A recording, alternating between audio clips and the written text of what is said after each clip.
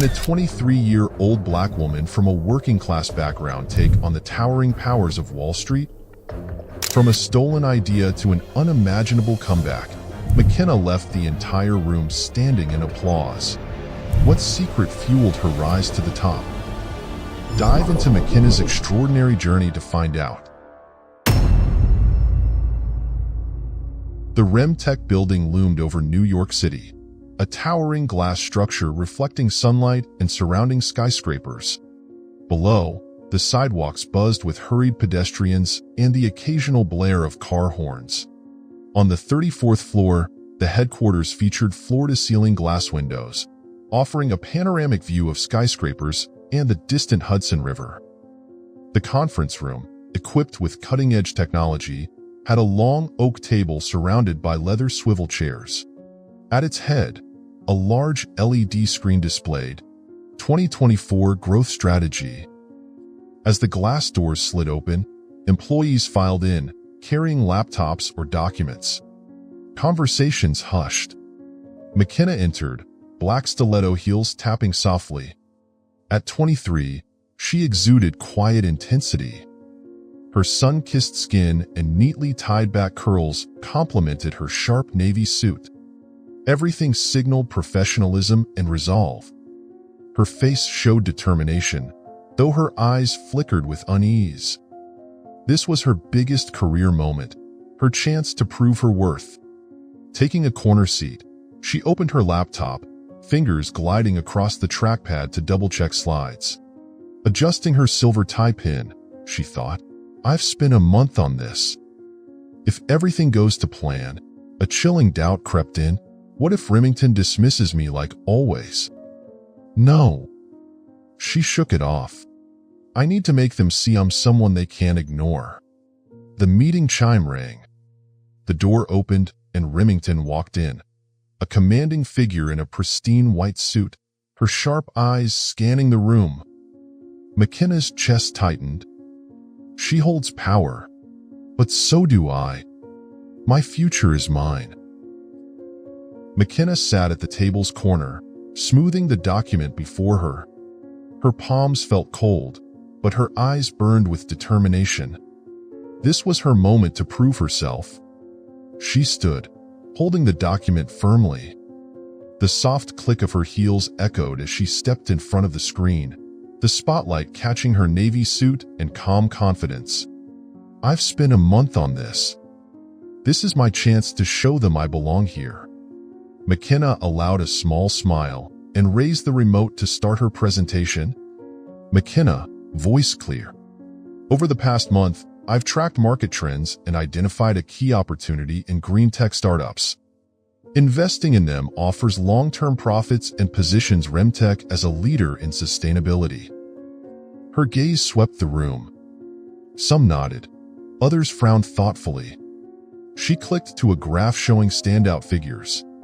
McKenna, gesturing. Projected returns could double within 3 years, with minimized risks from tax incentives. This is an opportunity we can't miss. Her conviction was clear. The room fell silent as she finished, but before anyone could speak, Remington, the regional executive, rose, clapping lightly. Remington, smirking. Intriguing. I'm glad to see my strategy articulated so clearly by McKenna. Murmurs spread. McKenna froze, eyes wide. This is my idea. I worked tirelessly on it. McKenna took a breath, hands tightening into fists. McKenna, meeting Remington's gaze. Ma'am, I've spent weeks preparing this. Remington cut her off. Remington, coldly. Remember, this company thrives on teamwork. If you don't understand that, maybe you don't belong here. McKenna's lips parted to argue, but Remington's steely gaze shut her down. Turning to the room, Remington addressed the group. Thank you all for supporting this strategy. I want the first report on my desk in a week. McKenna stepped back, heart pounding with indignation. She stole my work to assert her power. How can I fight this? Her gaze searched for allies, But no one met her eyes. Heads bowed, fingers typing, cowardice masked as busyness. I could call her out, but what would change? I need a better plan. Swallowing her anger, McKenna nodded slightly and sat. Her fists clenched, knuckles white. The room buzzed again as Remington's triumphant smile gleamed. You can steal my credit today, but you won't kill my belief. One day, I'll make you see how wrong you were. A few days later, an error was discovered in the project report. Remington summoned all employees to an emergency meeting. The grand conference room of Remtech was different this time. It lacked the usual decorum and meticulous preparation. The air felt heavy, a suffocating gray cloud hovering over the space, thick with tension. Faces around the room were tight with anxiety, avoiding eye contact for more than a fleeting moment. Some exchanged whispers, but these hushed voices fell silent as soon as Remington entered. All eyes darted nervously toward the file lying on the table, the one that exposed the glaring error and unveiled a catastrophic oversight. On the large LED screen, there were no promising charts or upward trends. Instead, a stark diagram showcased the mistake, with glaring red numbers cutting through the white background like open wounds threatening to unravel the carefully laid strategy. Remington entered, as commanding as ever. Her meticulously styled hair, pristine white suit, and sharp heels struck the wooden floor with deliberate authority. But this time, her stern expression and piercing eyes froze the room solid. No one moved. No one dared speak. She slammed the file onto the table, the sound echoing like a gavel pronouncing judgment. Remington, coldly, every word carrying an undercurrent of menace. This error is unacceptable. This report was sent to our top partners, the ones we cannot afford to lose. And now they are demanding an explanation. Do you have any idea how serious this is? She paused, her hawk-like gaze scanning the room, searching for her prey. The only sound was the clock ticking on the wall, each second carving deeper into the suffocating silence. Remington, voice rising, her tone biting. Who is responsible for this project? I want an answer now. Still, no one spoke. Around the table, heads dipped lower, eyes fixed on documents as if seeking refuge in them. Finally, Remington's gaze locked onto McKenna. Remington, sharp and unforgiving, her eyes cutting into McKenna. McKenna, this is your project, isn't it? Do you have something to say for yourself? Speak. McKenna froze, her breathing hitching. Her eyes widened with panic, but she forced herself to steady. Placing her trembling hands on the table, she tried to compose herself. McKenna, voice shaky but trying to stay firm, meeting Remington's glare. Ma'am, I submitted the final report without this error. This document, it's not the version I submitted. There might have been a change or a mistake during the filing process. She stopped, hoping her words would spark even a glimmer of reconsideration. But Remington's thin smirk was like a dagger, pinning McKenna in place. Remington, cutting her off, voice icy. Do you think I want to hear excuses? Do you think I don't understand how things work here? McKenna, from start to finish, this project was under your responsibility. Everything, from the concept to the final report, went through you. Who else do you think is to blame? McKenna opened her mouth to protest, but the intensity in Remington's eyes crushed every attempt to speak. Remington, emphasizing each word with chilling authority. Do you realize this error could cost the company millions? Millions of dollars, McKenna. And not just that, it could destroy the reputation we've worked so hard to build. This is unforgivable. McKenna stared back at her, lips trembling. In her mind, she prayed desperately, God, please help me. I didn't do this. Please let me prove the truth. McKenna, her voice breaking, almost pleading. Ma'am, please. Check it again. I'm certain there's been a mistake. I can't let this happen without clarity. Remington, flatly, her gaze unrelenting. You can't, but I can. I don't have time for this. McKenna, you're fired. Effective immediately. Leave before I have security escort you out. McKenna stood there, stunned.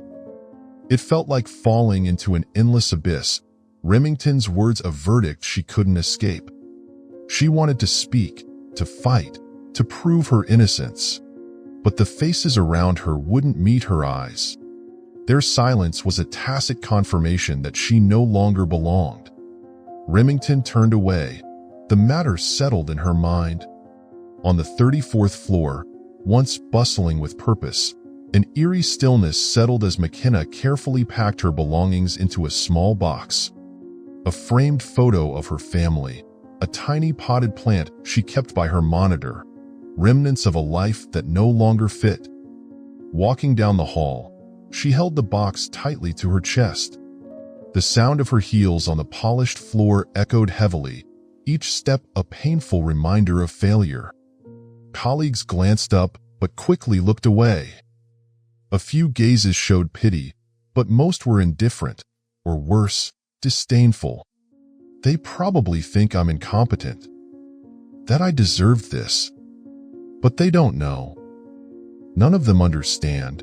McKenna straightened her back, inhaling deeply, and focused on the path ahead.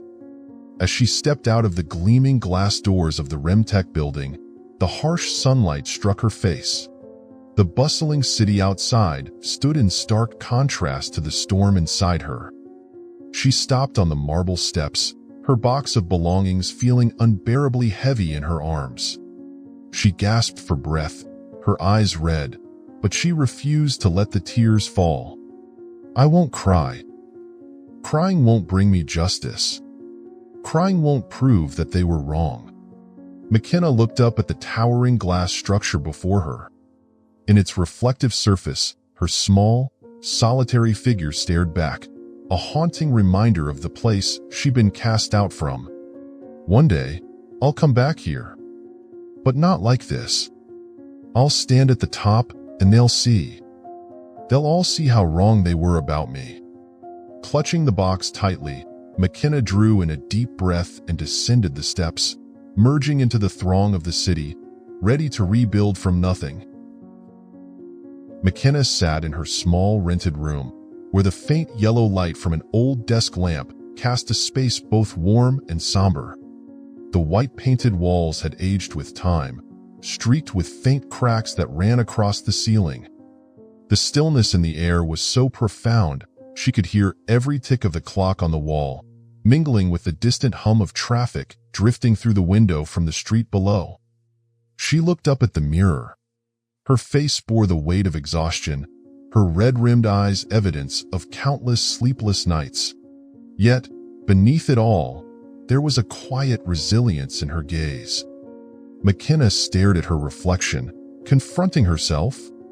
She bit her lip, her hands clenched tightly, before taking a deep breath in a deliberate effort to steady her nerves.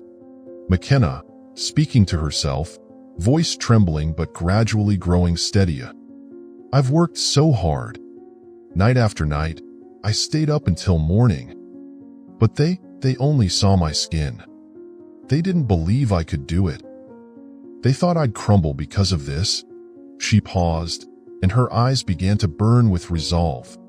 McKenna, now firmer, almost a whisper but laden with intensity. But they were wrong. So wrong. I'll prove they can't extinguish my dreams. No matter how long it takes, no matter how many times I have to start over, I'll do it. Because giving up isn't an option. Her gaze shifted to a photo of her family, and for a moment, her shoulders shook slightly. But soon, she straightened, the tremor in her frame replaced by steadfast composure. McKenna turned back to her desk, opening her battered old laptop. The screen flickered to life, reflecting the fire in her eyes. Beside it lay an open notebook. She picked up her pen, flipped to the first page, and began to write. The sound of her pen scratching the paper filled the quiet room. The shaky lines quickly transformed into confident strokes, each idea scrawled out like a declaration of her intent to start over from nothing. Her focus sharpened as she stared at the laptop screen, so intense that the world around her faded away. Her fingers moved swiftly over the keyboard, the soft clatter mixing with the rustling of pages and the steady rhythm of her pen. I've lost once, but I won't lose again. Not now. Not ever. McKenna paused, leaning back in her chair. Though there was still a trace of weariness in her eyes, a fierce determination burned brightly within. She stood, walking over to the window and gazing out at the city below. She lingered there, the light from the window illuminating her face, painting an image of unwavering strength and quiet hope. It starts here. Everything starts here. McKenna's apartment, tucked away in an aging Detroit neighborhood, showed the marks of time, peeling walls and creaking doors. The dining table overflowed with unpaid bills, a constant reminder of her struggles. The ceiling fan clattered sluggishly in the summer heat. The kitchenette held unwashed plates and a bag of stale bread. A ticking clock echoed in the stillness. McKenna returned from her cafe shift, her black uniform stained with coffee. Leaning against the door, she removed her worn sneakers, letting her feet touch the cool floor. She walked to the table, picked up a bill, her mother's surgery invoice, and clenched it tightly, eyes welling up. She sank into a chair, burying her face in her hands. McKenna, to herself, voice breaking. I've worked so hard. Why is it never enough? Why can't I give my mom the life she deserves? Her mother, Alma, rested on a small bed by the window. Though frail, she managed a gentle smile. A worn Bible lay beside her, open to a marked passage. I will never leave you, even as you walk through the shadows. McKenna approached, setting her bag down and sitting by the bed. Alma, weak but warm. You're home, McKenna. Was it a hard day? McKenna took her mother's hand. McKenna, softly. It's nothing, Mom. As long as you're okay, I can handle anything. Alma's eyes, filled with quiet worry, softened. Alma, voice trembling. You work all day and still care for me. You've sacrificed too much. McKenna shook her head, gripping her hand tighter. McKenna, firmly. You're not a burden. You gave me everything. Now it's my turn. God knows I'm doing this for you. Alma's gaze held both pride and sorrow. Every time you leave, I pray for you. You're my only hope, but you deserve to dream too. McKenna lowered her head to hide her tears. McKenna, whispering, I won't give up, Mom. I'll get through this. I promise. Alma gently stroked her hand. God will never abandon us. Remember his words, be strong and courageous, for I am with you. McKenna adjusted the blanket over her mother, then turned to the window, where streetlights shimmered like distant stars. I won't let you down, Mom. These trials are part of God's plan, and I will overcome them. She returned to the table, smoothing out the bills. The clock ticked steadily as Alma drifted to sleep. The next morning, McKenna left for work at the cafe. The bell above the door chimed with each customer, the air filled with coffee's comforting aroma. She had no idea that today, fate would change everything. The cafe was nestled on a quiet street corner, where the soft glow of low-hanging pendant lights mingled with the warm aroma of freshly brewed coffee, creating a space that was both inviting and serene. Polished brown wooden tables, meticulously cleaned, were neatly arranged, and small potted plants on the windowsills added a touch of natural comfort. McKenna, dressed neatly in her black uniform and beige apron, was carefully wiping down a table in the corner of the cafe. Her frame was slender, but her movements were brisk and efficient. Despite the faint weariness etched on her face, she remained wholly focused on her task, as if determined to drown out the weight of her thoughts through work. One afternoon, as the sunlight filtered gently through the sheer curtains, the cafe door swung open with a soft chime, letting in a light breeze. A man entered, Mr. Chamberlain. Chamberlain, a tall, broad-shouldered black man in his 50s, carried an air of quiet authority. His salt and pepper hair was neatly trimmed, and he wore a deep navy suit tailored to perfection, paired with polished leather shoes that caught the cafe's light. His face bore an expression of both seriousness and warmth, and his sharp, discerning eyes drew subtle glances from those around him. He approached the counter, ordered a cup of coffee, and chose a seat near the barista station. As he waited, his keen eyes surveyed the cafe, eventually settling on McKenna. At that moment, McKenna was calmly resolving a payment issue for a customer. She approached the counter with her usual composure, her voice soft yet professional, instantly putting the guest at ease. Within minutes, the problem was sorted, leaving the customer smiling in gratitude.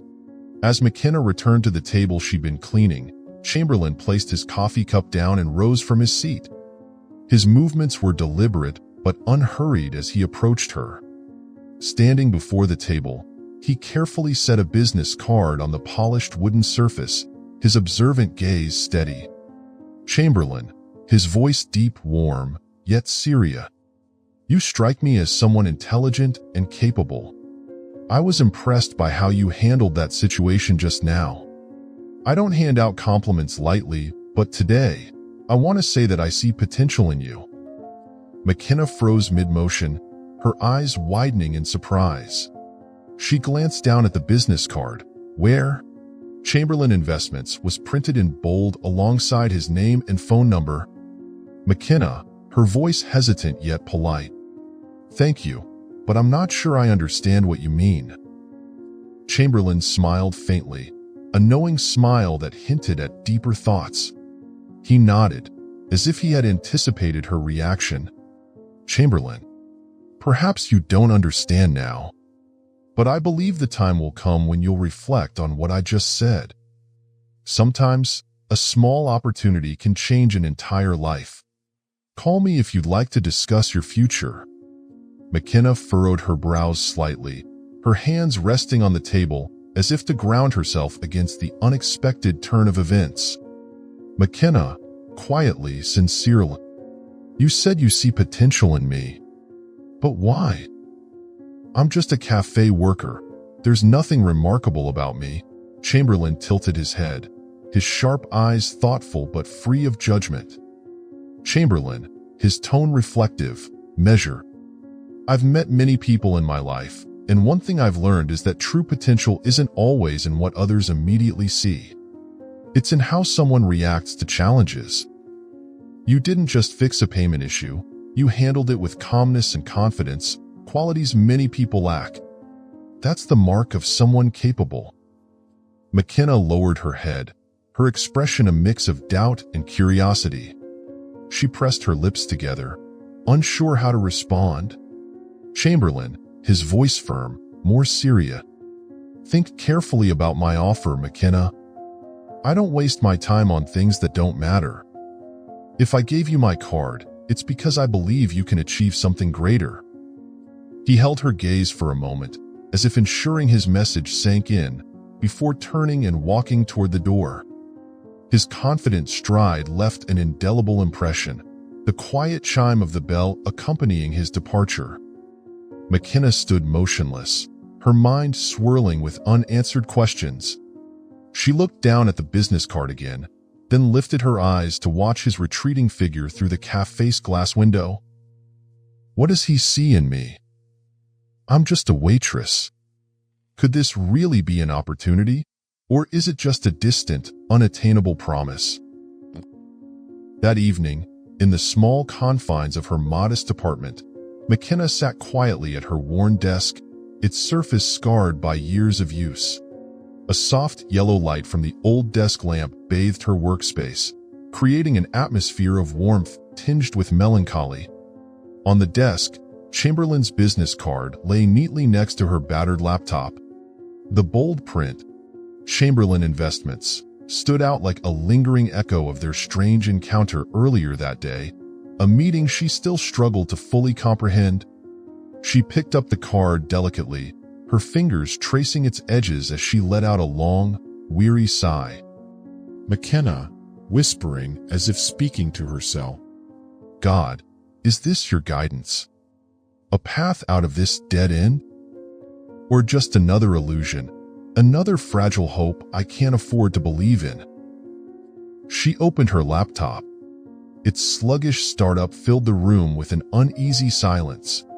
When the screen finally flickered to life, McKenna typed Chamberlain into the search bar. Her eyes fixed on the screen, watching as each piece of information appeared, gradually piecing together a portrait of the man behind the card. Chamberlain, a renowned African-American angel investor, celebrated for his tireless support of small businesses and overlooked individuals. He had built a reputation for helping young talents rise from obscurity, overcoming prejudice and adversity to achieve greatness. McKenna froze, staring at the screen. Her eyes flickered with a glimmer of hope, a feeling she hadn't experienced in months. McKenna, murmuring, her voice a mix of doubt and longing. Maybe this isn't just an invitation. Maybe this is the chance I've been praying for all these months. Clutching the business card tightly in her hand, she closed her eyes and whispered a trembling prayer. McKenna, praying, her voice shaky. Lord, please guide me. If this is a sign from you, grant me the strength to move forward, to face whatever challenges lie ahead. When she opened her eyes, she stared at the card again. This time, her gaze held not exhaustion but the first stirrings of determination. The meeting took place at a chic cafe in the heart of the city, where soft light from crystal pendant lamps created an ambience of warmth and sophistication. Leather-upholstered sofas were arranged neatly around glass tables, and the soothing notes of jazz filled the air, calming every restless thought. Chamberlain sat by a large window, sunlight streaming in and glinting off the gold watch on his wrist as he raised his coffee cup. His face maintained its characteristic blend of seriousness and warmth, exuding a quiet confidence that commanded attention. McKenna entered, dressed in a simple light blue dress. Her posture was slightly tense, but her eyes were alight with determination. Chamberlain stood as she approached, extending a hand with a welcoming smile. Chamberlain, friendly, his gaze sparkling with interest. Thank you for coming. Honestly, I wasn't sure if you'd take this opportunity. McKenna took a seat, her hands resting lightly on her lap to conceal her nervousness. McKenna, softly, but with sincerity. I read about you. I know you're an incredibly successful man. Honestly, I don't feel like I deserve to be here, but I needed to understand why you chose me. I'm just an ordinary person, struggling to get by. Chamberlain leaned back in his chair, his fingers interlaced, his sharp yet patient gaze unwavering. Chamberlain. McKenna, you remind me of myself when I was younger, a capable person no one acknowledged. I didn't choose you by chance. Your potential lies in how you handle adversity, in your ability to stay calm and focused even in the face of challenges. The question is, do you see that potential in yourself? McKenna lowered her head, her hands gripping the hem of her dress lightly. McKenna, voice trembling, lifting her eyes to meet his. I've tried, but everything seems to work against me. They don't believe in me. They take what I've worked for. I don't know if I have the strength to rise again. Chamberlain leaned forward, his tone deepening, resolute yet compassionate. Chamberlain. McKenna, you have two choices. You can keep blaming the world, your circumstances, and wait for others to recognize you. Or you can stand up, create your own value, and prove them all wrong. Which path do you think God wants you to take? McKenna lifted her head, her eyes gradually igniting with a fierce resolve. McKenna, whispering, God doesn't want us to give up. He wants us to fight, to rise. Chamberlain, smiling, continuing. Exactly. I'm willing to help you, but you have to do your part. I propose that you enroll in an MBA program at a top business school. This won't be an easy journey, McKenna. It will demand every ounce of perseverance you have. Are you ready? McKenna tightened her grip on her hands, her eyes blazing with determination. McKenna, steadfastly, I'll do it. Just give me the chance. Chamberlain regarded her with a look of quiet confidence, his belief in her unmistakable. Chamberlain, then begin your journey with faith and determination. I trust God will guide you every step of the way. McKenna nodded, fully aware that her life was about to change. As McKenna left the cafe, a strange mix of hope and resolve coursed through her veins. Chamberlain's words echoed in her mind, a clarion call awakening a confidence she'd long buried. This is my chance. This is the test God has given me to prove that I can overcome. Clutching the business card tightly in her hand, her eyes burned with resolve. From that moment, McKenna's new journey began, with her first step being the preparation for the GMAT, her gateway to the MBA and the dreams she dared to believe in. In her cramped little room, McKenna spent every spare moment focused on her greatest goal, conquering the GMAT. The peeling walls were now covered with sticky notes filled with dense mathematical formulas, ranging from probability equations to data analysis charts. Her tiny desk overflowed with reference books, GMAT prep guides stacked alongside advanced practice materials. The clock on the wall ticked relentlessly, marking the passage of time. McKenna, clad in simple clothes, hunched over the desk, her pencil gliding across the practice sheet. I don't have time for complaints. There's no room for self-doubt or fatigue. This is the only path to change my life. McKenna seized every available moment. During breaks at the cafe where she worked, she pulled out a small practice book, solving a few problems while waiting for orders.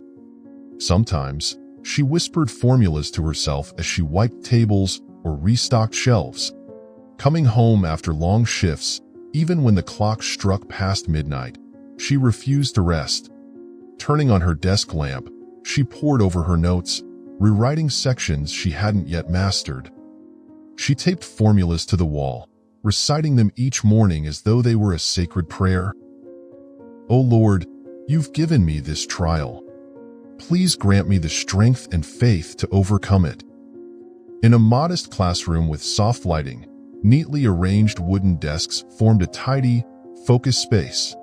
The whiteboard at the front bore a flurry of mathematical formulas and data charts scribbled in marker, adding a serious air to the room. McKenna sat in the back row, where she could concentrate without drawing too much attention. With pen in hand, she meticulously jotted down every word of the instructor's lecture, her eyes fixed on the complex formulas on the board.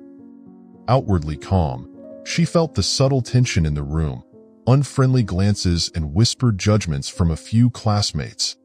During the break, the class relaxed slightly as small groups gathered, murmuring conversations punctuated by light laughter. McKenna stayed in her seat, quietly opening her study guide and diving into unfinished problems. Her solitude, however, was disrupted by hushed but biting remarks from a nearby group. Sophia, speaking softly, but loud enough for McKenna to hear. Does she really think she can compete with us? It's laughable. Just look at her clothes, clearly out of place here. Sophia, dressed impeccably in a designer blazer and gleaming heels, glanced at McKenna with disdain. Rachel, snickering. Exactly. She looks like she just stepped out of some bargain cafe. Who wears scuffed shoes like that to a place like this? A smattering of quiet laughter followed, unmistakable in its malice. McKenna heard every word, her hand tightening around her pen. She didn't turn around, but her posture stiffened. A male classmate nearby chimed in, his tone more curious than mocking. "Ethan," half joking, half intrigued. "But she hasn't given up. Maybe she's actually better than she seems." Sophia, with a derisive laugh. "Better? Don't kid yourself. Everyone here comes from a solid background. Someone like her won't last." McKenna lowered her head further, feigning ignorance, though her eyes gleamed with a quiet, defiant fire. She set her pen down, exhaling deeply to steady her emotions. She didn't respond but whispered a silent prayer. "Lord, give me the strength to endure these words. They don't know what I've been through. Help me prove them wrong." When the break ended, the instructor returned and wrote a challenging problem on the board, prompting a collective hush across the room. Instructor, calmly addressing the class, "Who can solve this? It's a difficult question, but I trust you all have the capability to tackle it." Several students attempted the problem, but none arrived at the correct solution. The tension in the room mounted as all eyes turned toward the unsolved equation on the board. McKenna rose from her seat. Walking to the board with measured steps, she picked up the chalk, taking a deep breath to steady herself. In a clear, confident voice, she began outlining her approach. McKenna, methodically explaining, "This problem can trip us up at the start, but if we analyze its structure carefully, we'll see it requires a cross-data analysis method rather than a straightforward formula application." She wrote each step with precision, her reasoning both logical and innovative. The room fell silent, her classmates watching intently. Some even lowered their heads to take notes, the mockery in their eyes replaced by reluctant respect. When she finished, McKenna set the chalk down and turned to face the instructor. Instructor, nodding with approval. "Excellent work, McKenna. Your approach was not only accurate but exceptionally creative. I hope the class takes note of this." McKenna inclined her head in acknowledgement, her expression composed, though a glimmer of pride lit her eyes. Returning to her seat, she ignored the stunned, uneasy gazes of those who had derided her moments ago. "They're not the reason I push myself," she thought, "but their taunts will fuel me, driving me further, until I prove that my worth isn't defined by their judgments." The night was silent, save for the soft whisper of the wind outside the window and the dim glow of the desk lamp illuminating McKenna's workspace.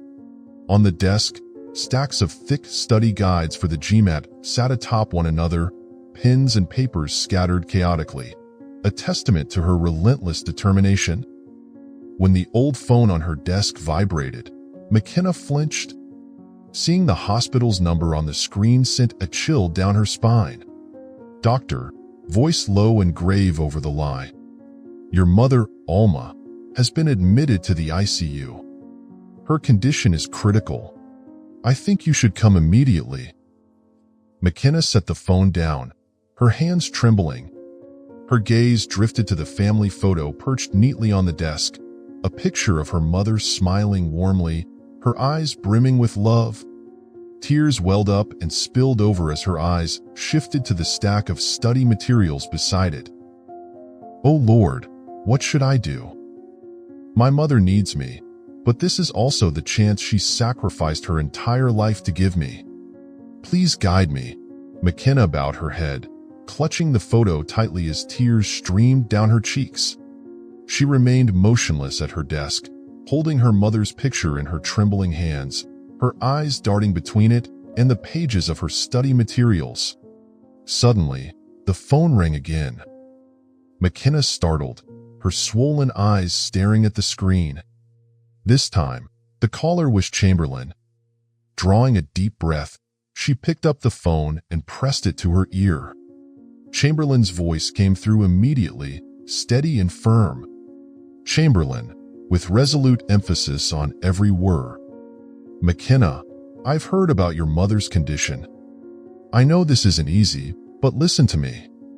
This is a test, and the greatest tests in life often come alongside the most important opportunities. Remember, your mother gave everything so you could have this chance. You must focus on this exam. Doing well isn't just for you. It's how you honor her sacrifices." McKenna remained silent, her grip tightening around the phone. Her eyes brimmed with tears, and her voice trembled when she finally spoke. McKenna, choked with emotion. "But if my mother, if she doesn't make it and I'm not there, I don't know if I can live with that choice." Chamberlain paused, his silence deliberate, ensuring his next words would strike deep. Chamberlain, gently but firmly. "McKenna, I'm not saying this is easy. In fact, this might be the hardest decision you'll ever face. But there are moments in life where we have to trust in the meaning of what we're doing.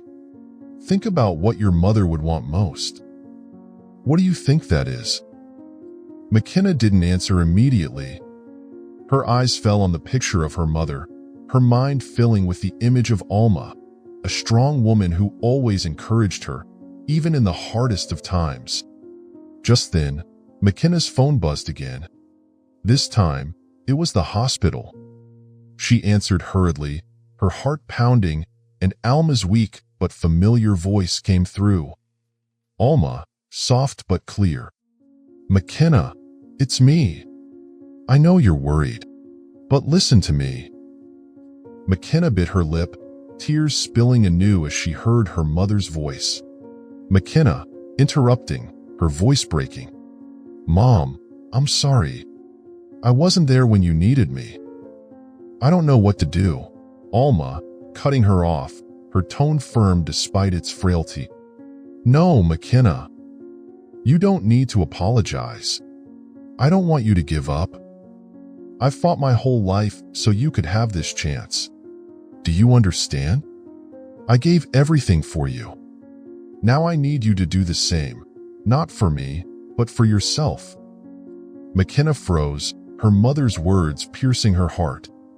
Alma, continuing, her voice growing weaker but unwavering. "McKenna, you are my pride and joy. Prove that everything I've sacrificed was worth it. Take this exam, my love.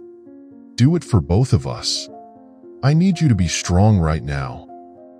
McKenna trembled, her shoulders shaking as she sobbed silently. McKenna, whispering into the phone, as though making a vow. "I promise, Mom. I'll do it. For you. And for me." She placed the phone down gently, her tears still falling. But this time, deep within her heart, she felt a rising strength. "O Lord, I know this is the path you've set before me. I will keep moving forward because you are with me, because my mother believes in me. I won't let them down." Wiping away her tears, she turned her gaze back to the study materials on her desk. Her eyes no longer wavered. They burned with unwavering resolve. McKenna knew that this decision would mark the turning point of her life. Morning light streamed through the exam room windows, casting soft rays across rows of wooden desks. A tense atmosphere hung over the candidates preparing for a pivotal test.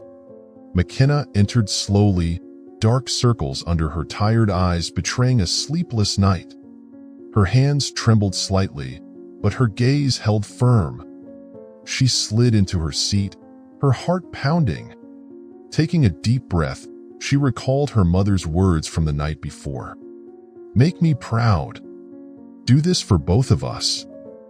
Gripping her pencil, McKenna's shaky hands steadied as she began. Each question felt like a challenge, but she nodded to herself, sharpening her focus. "Take it slow. You've prepared for this. Just focus." With growing confidence, her answers flowed. Her mother's voice lingered in her thoughts. God is with you. I believe in you. Days later, in her cramped room, anticipation weighed heavily. Her desk was still covered with study guides. A knock at the door startled her. She rushed to grab a thick envelope bearing the prestigious school's logo. Hands trembling, she tore it open. Her eyes locked on the life-changing words. Congratulations, you have been accepted. A laugh escaped her, tears spilling from joy.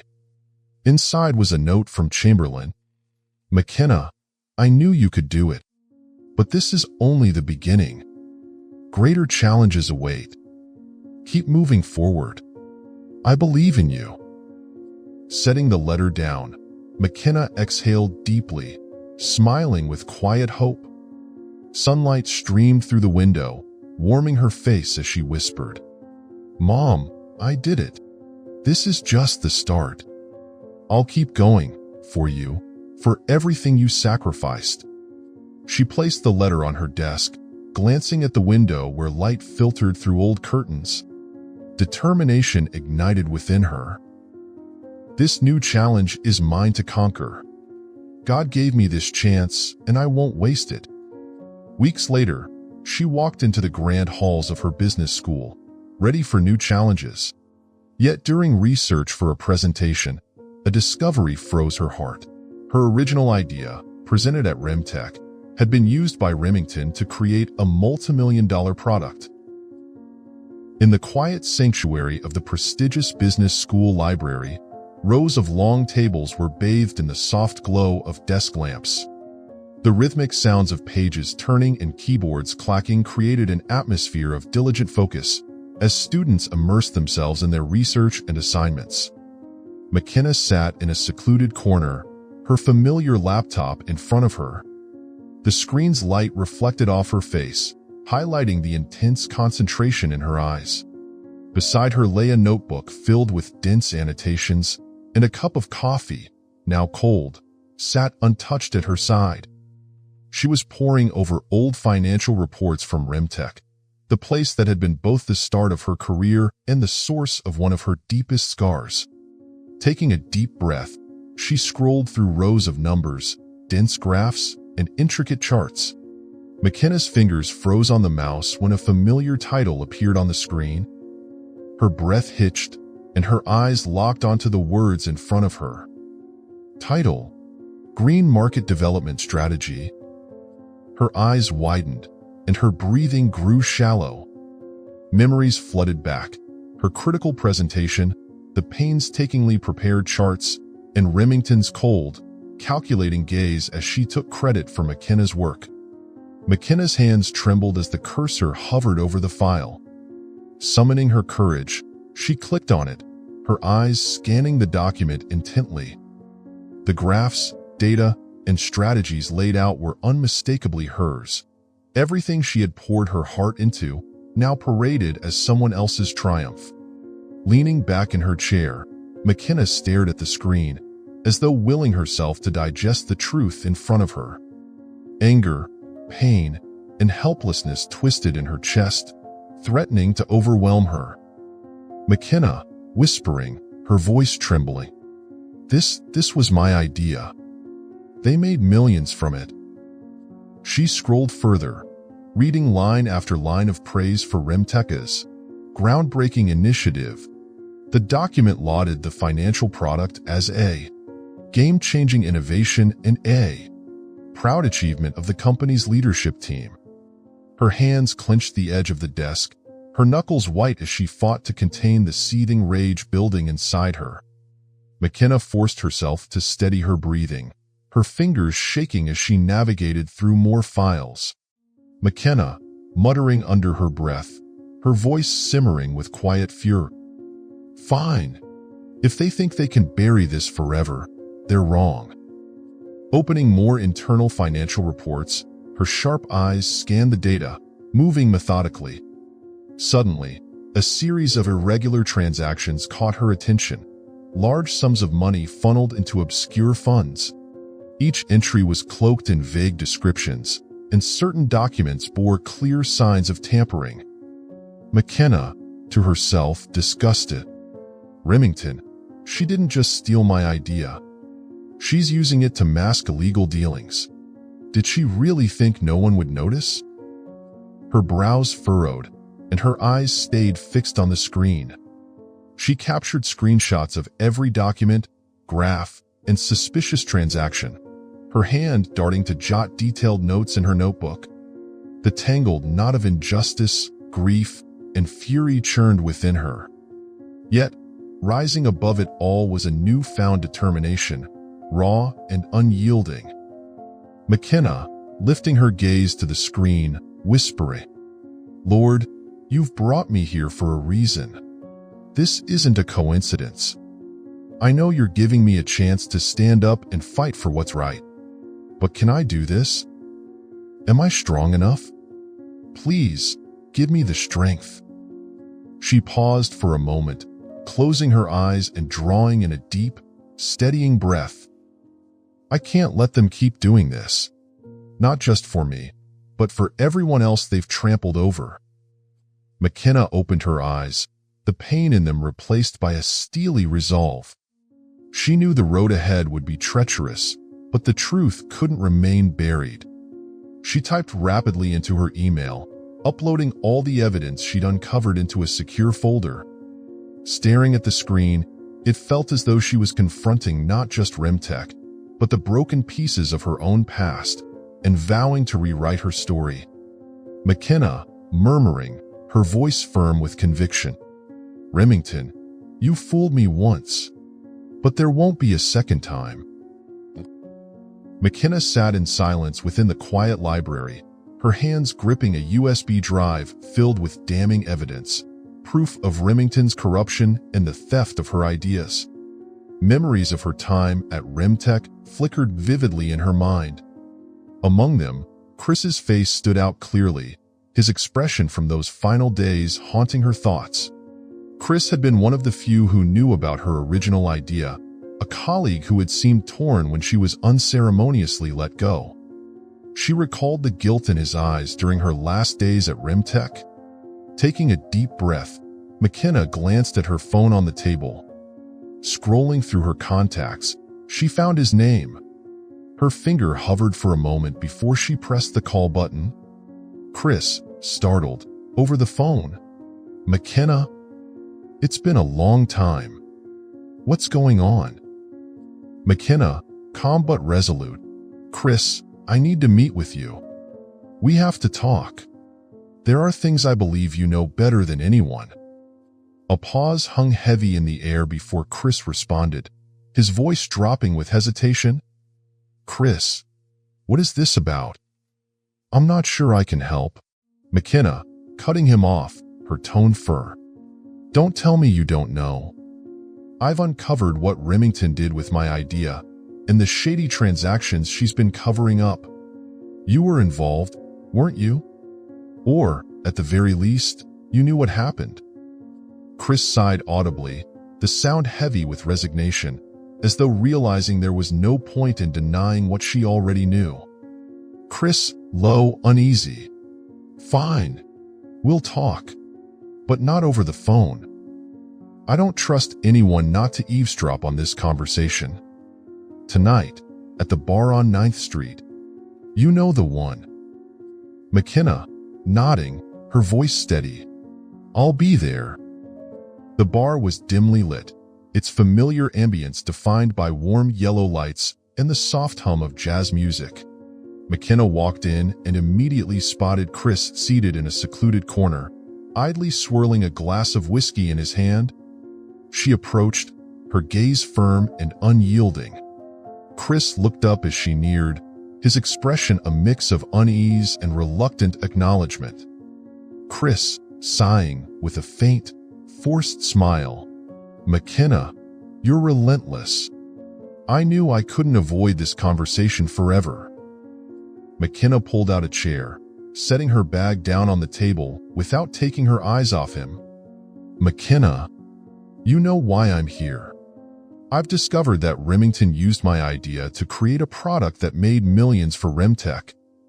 And that's not all.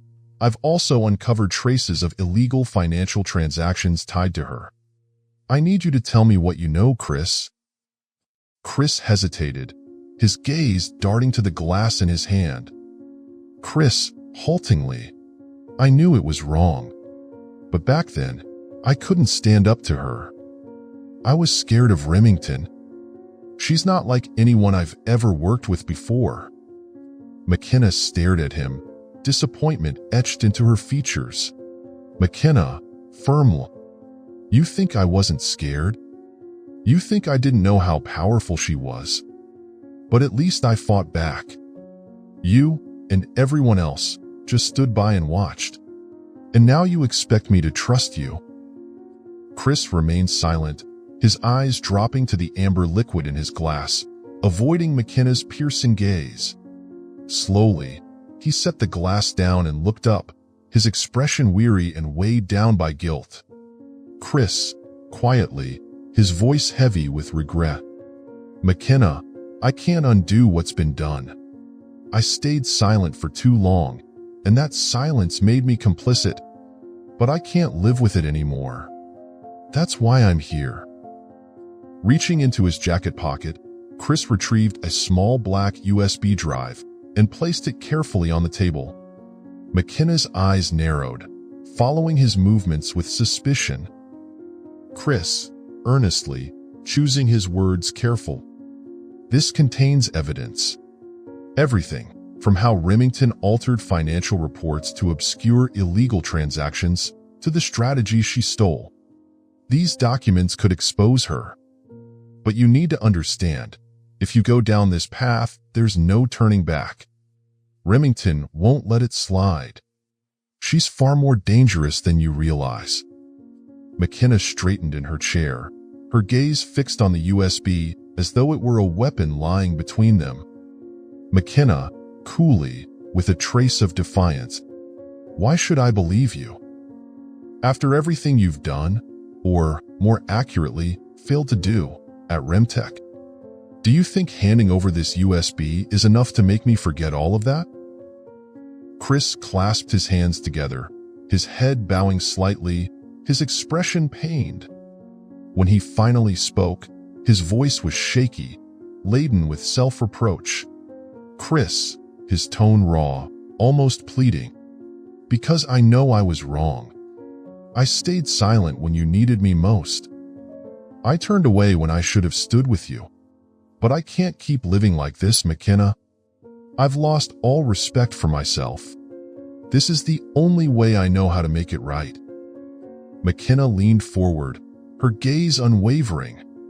"McKenna," coldly, "you think helping me now will absolve your guilt? That doesn't mean anything unless you're willing to stand and fight alongside me. I don't need a half-hearted ally, Chris."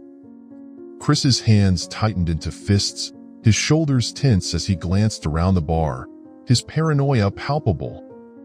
Finally, he looked back at her, his voice steadier but still tinged with fear. "Chris," firmly, but with an undercurrent of dread, "You're right.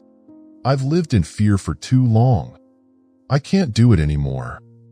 But you need to understand, Remington isn't like anyone you've faced before. She has money, influence, power. If you expose her, she'll come after you." McKenna stared at him, the iciness in her expression softening slightly, replaced by a flicker of empathy and unwavering determination.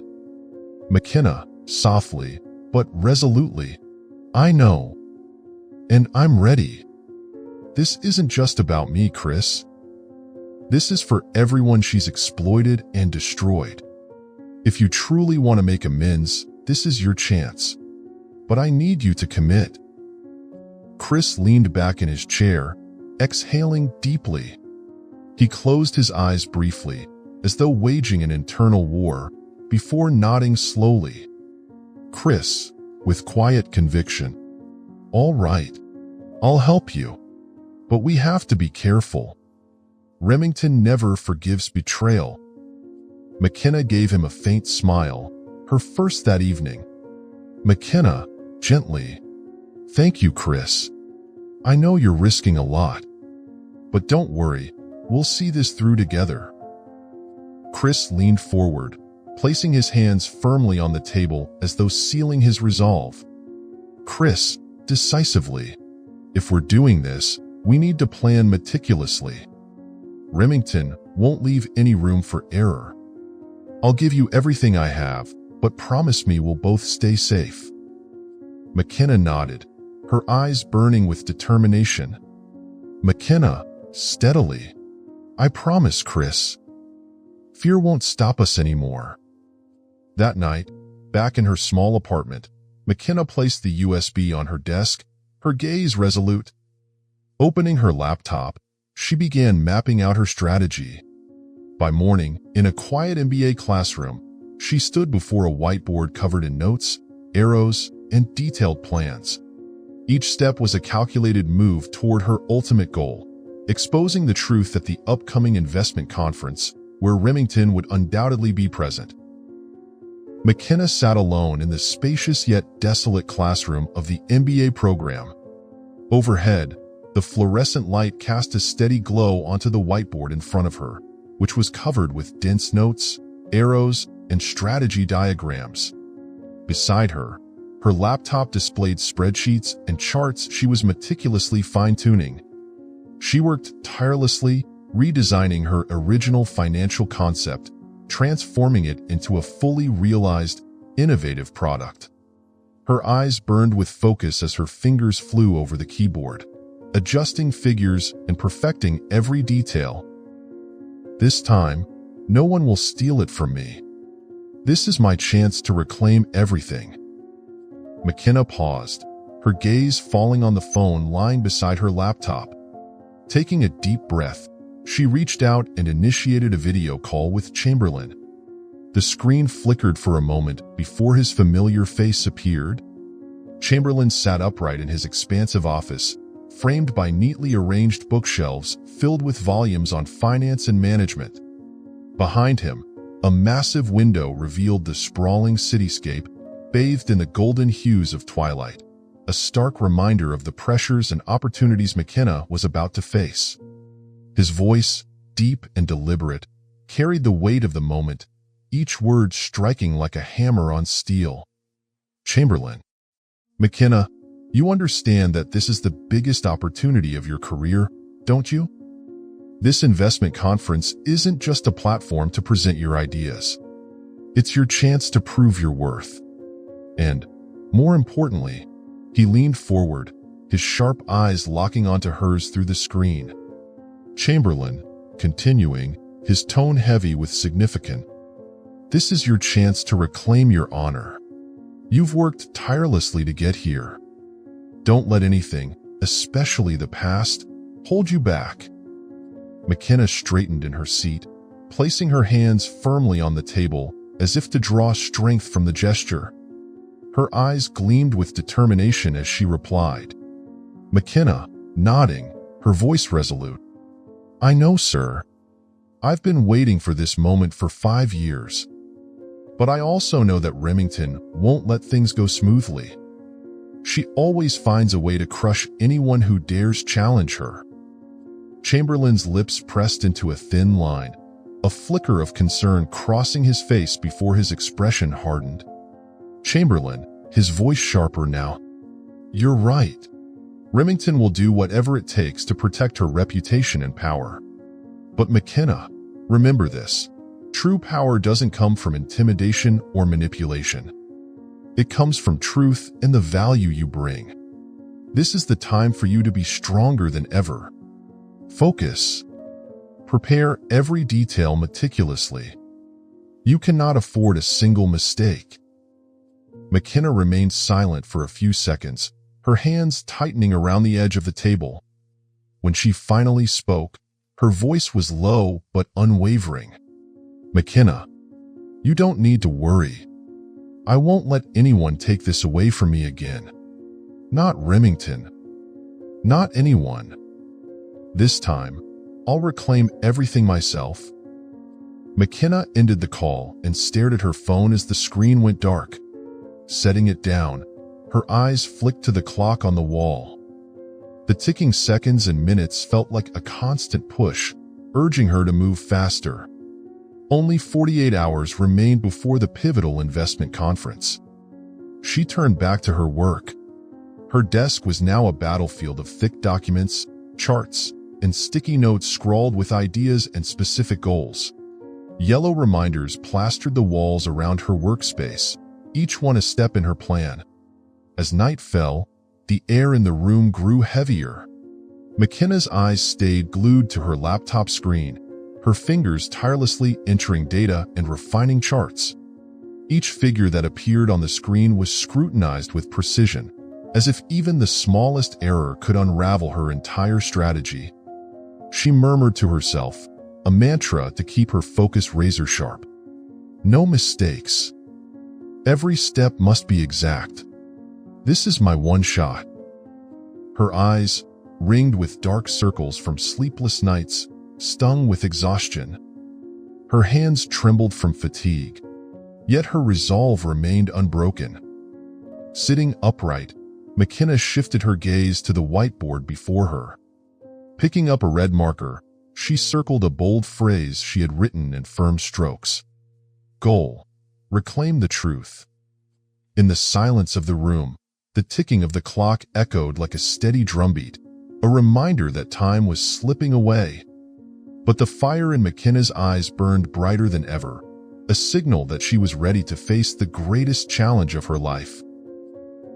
In her opulent executive office, Remington sat imperiously at the head of a long conference table. The room was bathed in a cold, sterile white light from overhead fixtures, reflecting off polished wood surfaces and gleaming glass panels. In her hand was a concise report detailing McKenna's unexpected attendance at the upcoming investment conference.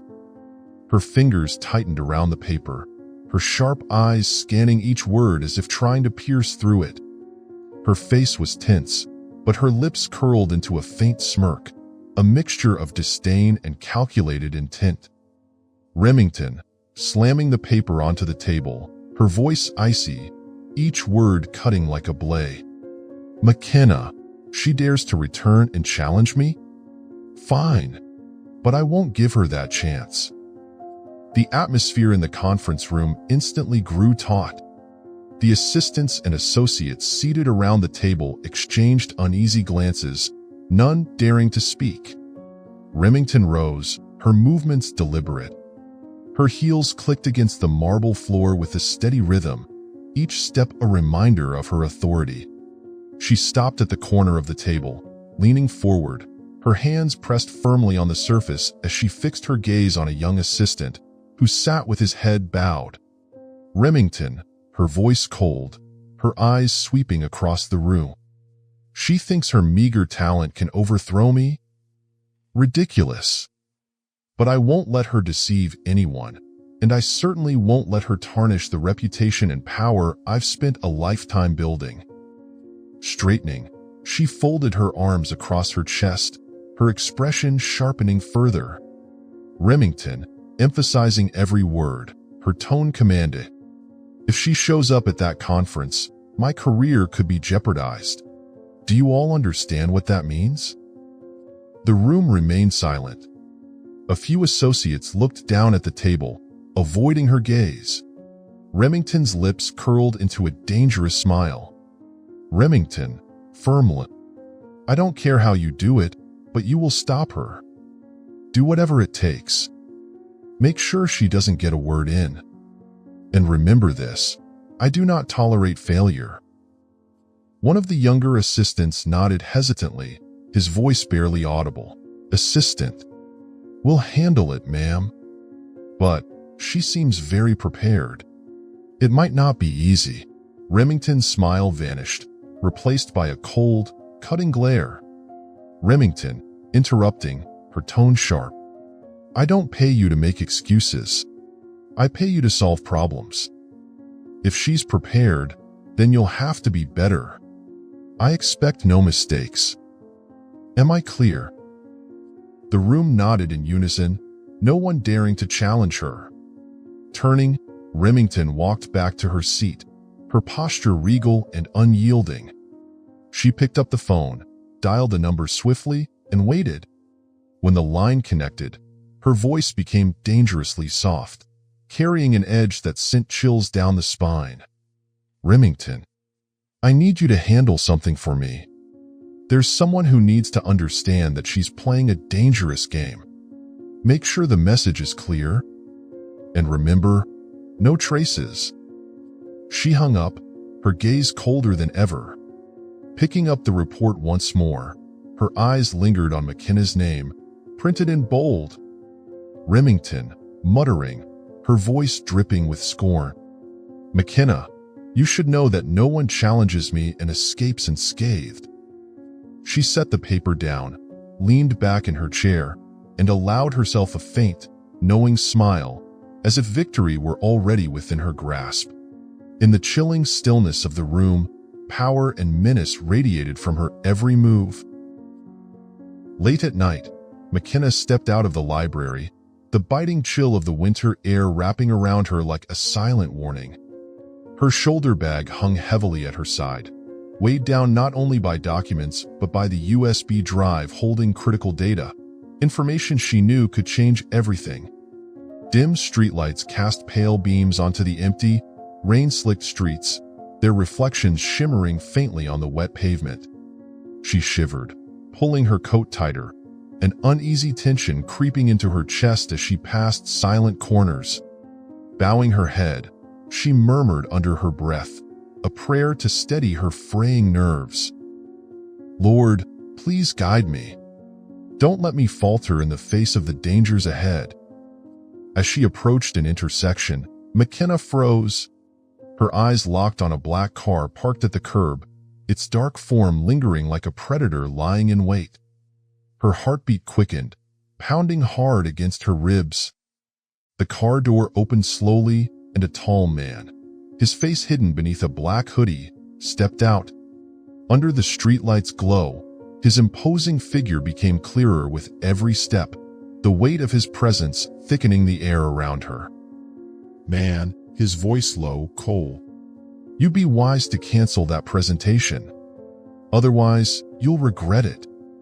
McKenna stood rooted to the spot, her legs feeling as though they were cemented to the ground. Her heart thundered in her chest, each breath becoming harder to draw.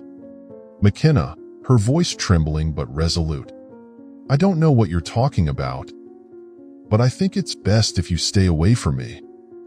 The man smirked, his lips curling into a chilling smile filled with menace. "Man," taking another step, his tone ominously quiet, "I don't think you understand the situation. Consider this your last warning. Sometimes, silence is the only way to survive." His words sent a freezing dread coursing through her veins. McKenna instinctively stepped back, her legs shaking, before turning and breaking into a sprint. She ran as fast as she could, the sound of his footsteps echoing close behind her. Gripping her bag tightly, she felt the weight of the USB inside, a symbol of the truth she carried and the peril it brought with it. "Lord, please give me strength.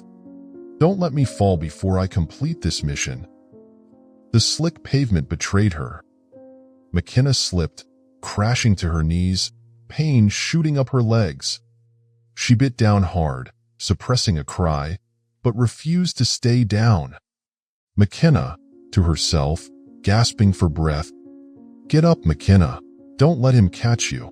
You can't stop now, not when justice and truth are at stake." The man's footsteps grew louder, closer. Forcing herself upright, her legs trembling, she pushed forward, running with all the strength she could muster. In the distance, the soft glow of a cafe's open sign appeared, a beacon of safety in the oppressive darkness. McKenna raced toward it, her lungs burning, and stumbled through the door. Gasping for air, she turned to look behind her, but the man was gone, vanished into the shadows. Leaning against the counter, her hands shook as she pulled out her phone. Her fingers fumbled as she dialed Chamberlain's number, the long rings making her heart feel as though it might burst. Finally, his familiar voice answered. Chamberlain, his tone urgent. "McKenna, what's wrong? Are you okay?" McKenna collapsed into a chair, her voice trembling and breaking between sharp intakes of breath. "McKenna, someone, they threatened me, Chamberlain. They told me to cancel the presentation. He was following me. I think he wanted the USB." A tense silence hung on the line for a moment before Chamberlain's voice returned, firm and filled with resolve. "Chamberlain, McKenna, listen to me. Don't let them scare you. You're doing the right thing. God never abandons those who stand for the truth." McKenna, her voice weak but trying to steady. I don't know if I'm strong enough to keep going. What if they come after me again?" Chamberlain, cutting her off, his tone commanding. "They can't hurt you, McKenna, unless you let them. We won't let them win. Come to me now. I'll make sure you're safe." McKenna drew in a shaky breath, her hand tightening around the USB in her bag as if drawing strength from it.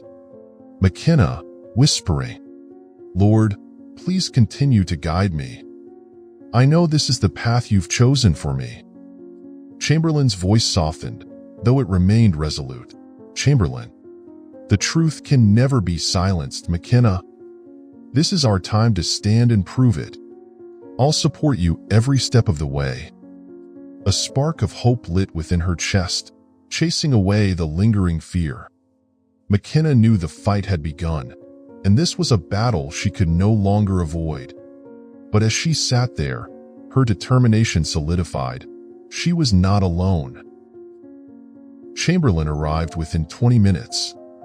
The cafe door let out a faint creak as he entered, his sharp eyes scanning the room before settling on the corner table where McKenna sat.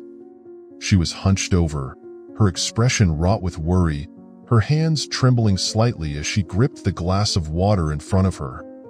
He strode purposefully toward her, the overhead lights glinting off his impeccably tailored suit, casting him in a commanding yet reassuring presence. Pulling out a chair, Chamberlain sat across from her, his gaze softening at the sight of her fragile state. Chamberlain, placing a steady hand on her shoulder, his voice calm yet resolute. "McKenna, look at me. You did well. They didn't get anything from you, and that alone is a small victory. But this proves something important. They're afraid. Afraid of the truth." McKenna lifted her gaze, her eyes brimming with unshed tears, but alight with newfound resolve. She nodded, her voice shaking yet firm. "McKenna," her tone wavering but steadfast. "They thought they could scare me, but they were wrong. I won't give up. I can't let this end on their terms." Chamberlain met her eyes, as if willing his strength into her.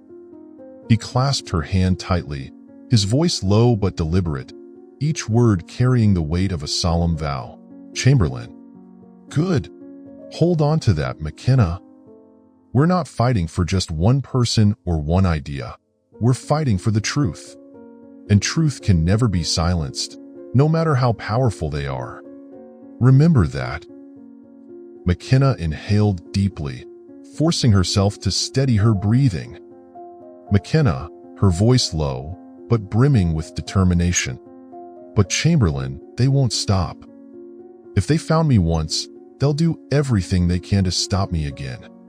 What do I do to protect myself and everything I'm trying to achieve?" Chamberlain leaned back, his brows furrowed in thought. After a moment, he spoke, his tone measured but resolute. "Chamberlain, you're right. They won't stop. But neither can we afford to sit idle. I'll arrange for additional security for you. And McKenna, if necessary, I'll have someone accompany you at all times. You are not alone in this. I've seen too many people crushed by those like Remington, but I won't let that happen to you." McKenna gripped his hand tightly, drawing strength from the unwavering support he offered. McKenna, her voice soft but filled with gratitude. "Thank you, Chamberlain. I don't know if I could stand firm without your help." Chamberlain allowed himself a faint smile, though his eyes remained serious. "Chamberlain, McKenna, you have more strength than you realize. Never forget that. God sees your efforts, and I believe He will give you the strength to overcome this. Remember, it's not them. It's you who determines your future." McKenna nodded, the fear in her heart slowly replaced by a resolute determination. McKenna, whispering to herself, "They won't win. Not this time. I'm tired of running. It's time to stand and fight for the truth." Chamberlain regarded her with a look of quiet admiration, then spoke, his tone carrying an empowering resolve. "Chamberlain, that's right. This is your moment, McKenna. And remember, I'll be here, right beside you, no matter what happens." The quiet cafe seemed to hum with a shared sense of purpose and unyielding resolve between the two. The ticking of the wall clock reminded them that time was slipping away, but McKenna knew she was ready for the challenges that lay ahead. The grand hall blazed with light, its marble steps stretching forward like an unyielding path of no return. The air was thick with tension as businessmen and investors strode inside, their solemn expressions matching the echo of their footsteps on the polished stone floor. Outside, McKenna and Chamberlain stood quietly, watching. She gripped the stack of documents tightly in her hands, her fingers pressing into the edges as if grounding herself in the certainty that she was ready.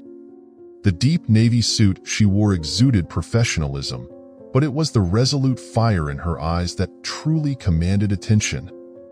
Beside her, Chamberlain stood tall and composed, holding a sleek black briefcase. His gaze remained fixed on the towering doors ahead. He glanced at McKenna, offering a small nod, silent yet brimming with reassurance. On the large electronic screen mounted near the entrance, a countdown timer ticked steadily, its relentless march forward a reminder that the pivotal moment was drawing closer. 9 minutes and 58 seconds. 9 minutes and 57 seconds. 9 minutes and 56 seconds. McKenna inhaled deeply, her eyes locked on the hall ahead, where the final showdown between truth and power awaited. "Lord, you have guided me this far. Now, please grant me the strength to face whatever lies ahead." She stepped forward alongside Chamberlain, her stride steady and purposeful. The lights of the grand hall blazed in anticipation, waiting for her to enter and script the next chapter of her story. "This is not just my battle. This is a battle for the truth, for everyone who has ever been crushed under Remington's tyranny. I will not back down." The grand hall was bathed in dazzling light, its air thick with prestige as attendees in tailored suits and elegant evening gowns filled the space with hushed conversations. The occasional rustle of paper and the soft tapping of keyboards underscored the tense anticipation. Backstage, McKenna drew a deep breath, adjusting the collar of her sleek black suit. In her hands, she clutched her stack of documents tightly, her fingers gripping the edges as if to anchor herself amidst the storm raging within. Her heart pounded against her ribs, a drumbeat of determination. When her name was announced, McKenna stepped onto the stage, her strides deliberate and steady. The spotlight illuminated her face, highlighting the resolve in her eyes. Scanning the room, her gaze landed on Remington in the front row.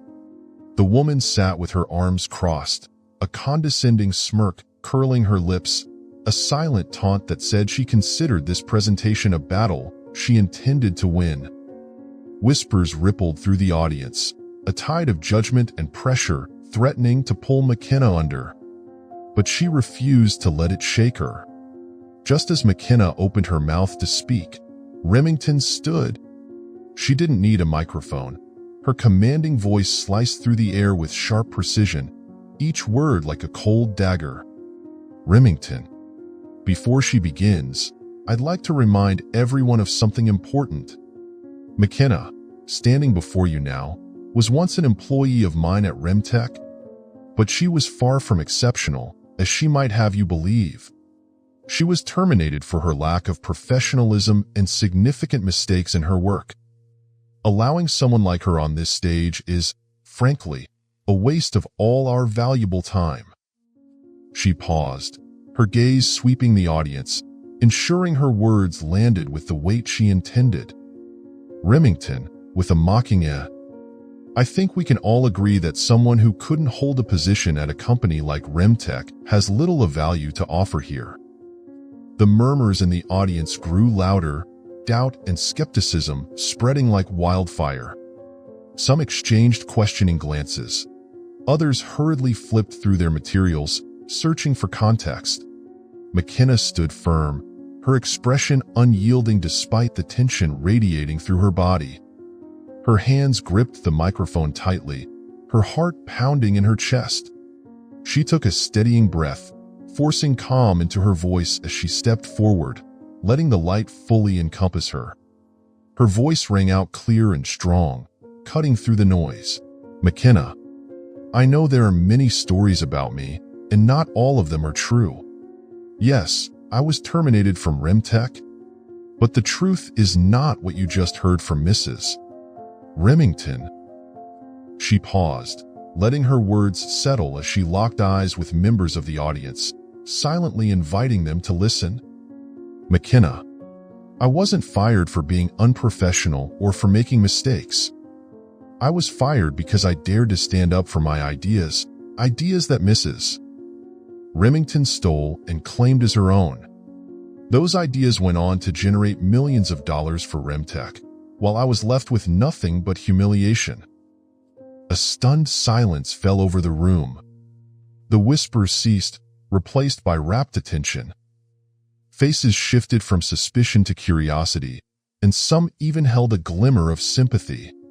"McKenna, today, I'm not here to seek revenge or to defend myself.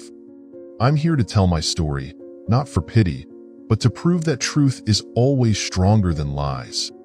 And I believe that everyone in this room understands the value of truth." She turned her gaze toward Remington, her voice steady and unflinching. "McKenna," with steel in her tone, "we live in a world where power and deceit often try to bury the truth. But that doesn't mean the truth disappears. Today, I stand here not just for myself, but for everyone who's ever been trampled by injustice, for those who've been silenced by those who abuse their power." Opening her documents, McKenna gestured toward the LED screen behind her. Charts and data appeared, sharp and precise. She walked the audience through her improved financial strategy, her voice gaining momentum as she presented her vision with clarity and conviction. "McKenna, this is the financial strategy I've developed, a refinement of the original idea, now enhanced with insights from current market trends to ensure both sustainability and profitability. This isn't just an economic model, it's a commitment to creating a positive social impact alongside financial returns." She pointed to the screen, her explanations precise and detailed, leaving no room for doubt.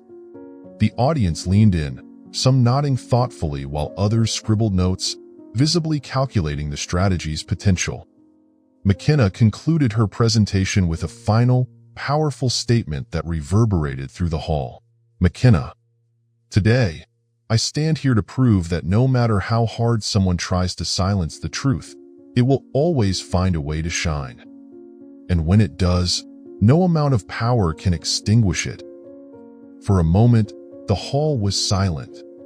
Then, applause began, tentatively at first, but quickly swelling into a thunderous ovation. Some audience members rose to their feet, their expressions transformed from skepticism to admiration. McKenna stood tall, her chest rising with the weight of the moment. She didn't look back at Remington, knowing she didn't need to. This was a battle she had won, reclaiming not just her honor but the respect of everyone in that room. As the thunderous applause in the auditorium began to wane, Remington slowly rose from her seat in the front row. Her pristine white suit gleamed under the stage lights, lending her an air of commanding authority, like a queen surveying her court. But the icy edge in her voice quickly shattered the warmth left by McKenna's presentation, plunging the room into a suffocating tension. Remington, smirking, her tone dripping with mockery. "How inspiring, McKenna. Truly, a touching story.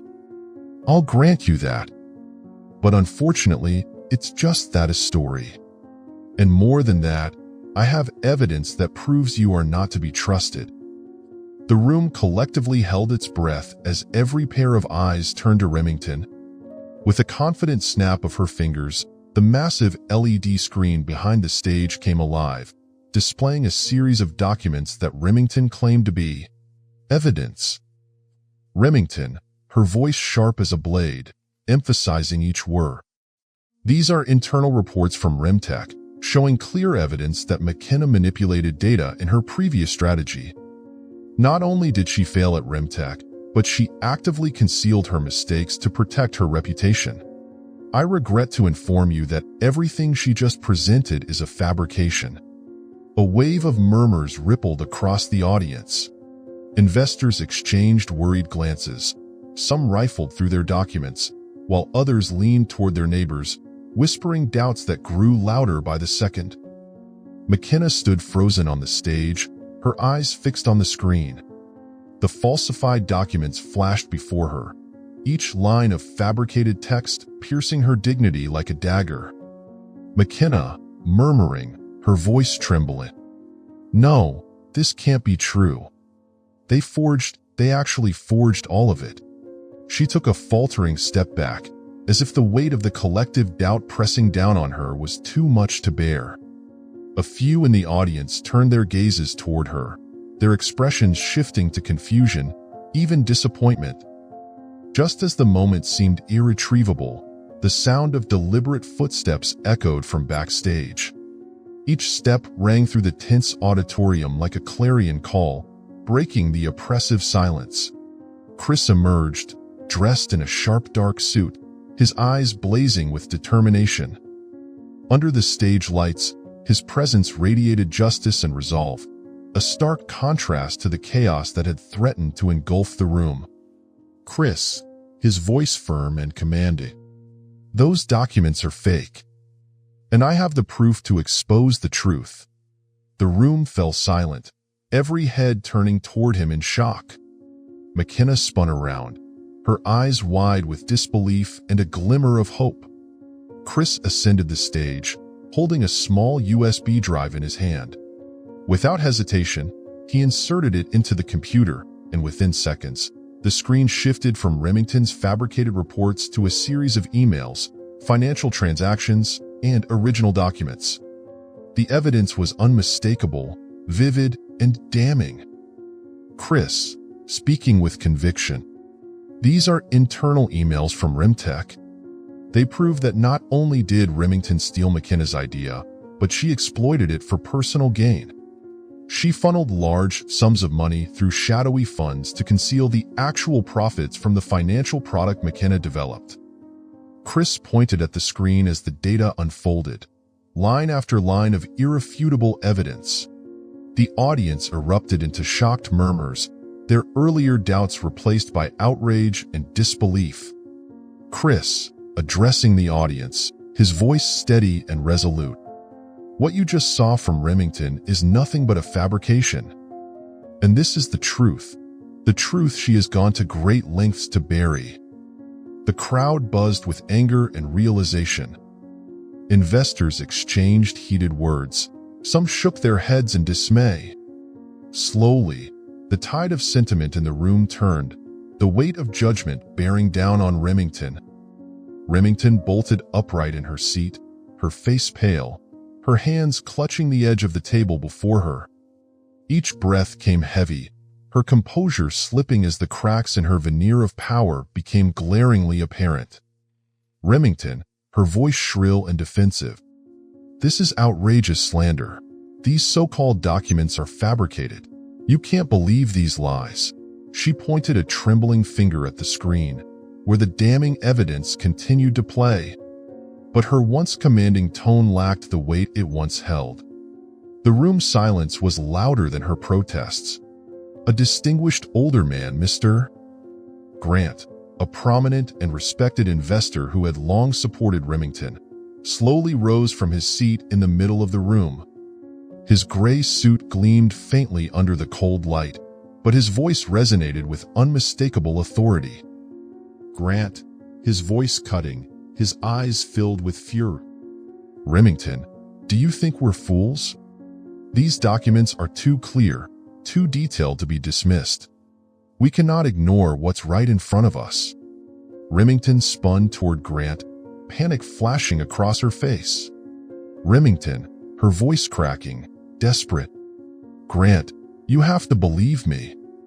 This is a conspiracy to destroy me. They're trying to ruin my reputation and this company. I've dedicated my life to Remtech. You can't just... Grant raised a hand, silencing her with a firm gesture. Grant, his tone cold and unyielding. Enough, Remington. I trusted you. I invested in you. And this is how you repay that trust? Not only have you destroyed your own reputation, but you've tainted the integrity of Remtech itself. You've betrayed all of us. Turning to the rest of the audience, Grant's gaze swept the room, his voice carrying the weight of a final judgment. Grant, continuing, his tone grave. I don't know about the rest of you, but for me, Remington has lost everything. This deceit cannot be tolerated. We must ensure that Remtech is no longer led by someone like her. Scattered voices of agreement rose from the crowd. Some investors stood, shaking their heads in disgust. Others glared at Remington with a mix of anger and betrayal. McKenna stood quietly beside Chris, her hands trembling, not from fear, but from the overwhelming emotions coursing through her. Everything she had fought for, everything she had endured, was culminating in this moment. Chris leaned toward her, his voice low but filled with warmth. Chris, with a faint smile. I told you. The truth has a way of defending itself, doesn't it? McKenna turned to him, her eyes glistening with gratitude. McKenna, her voice trembling, full of emotion. Thank you, Chris. Not just for helping me, but for ensuring the truth wasn't lost.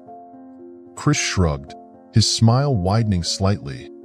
Chris, you did most of the work, McKenna. It was your courage and determination that brought us here. Remington, still standing at her table, tried to speak again, but the words died in her throat.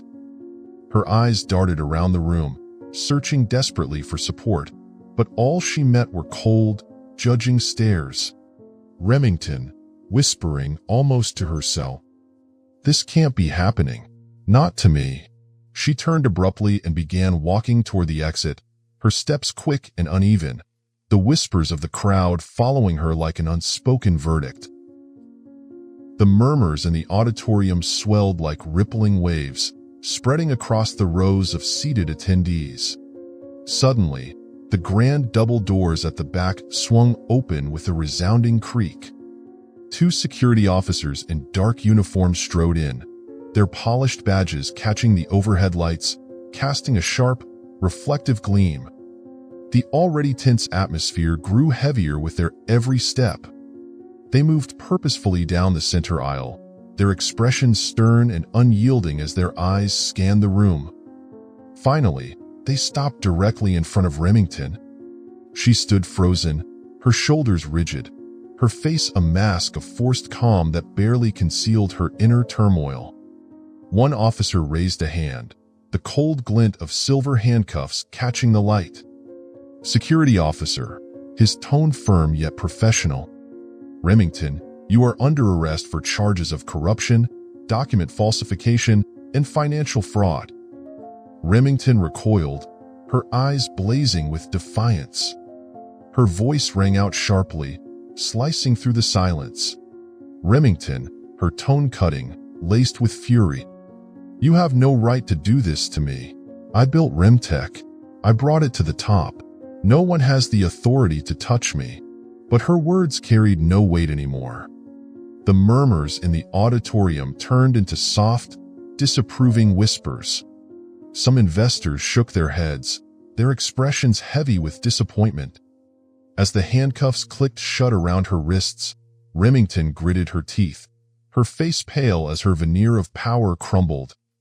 Just before the officers led her away, she turned to McKenna, her eyes burning with venomous rage.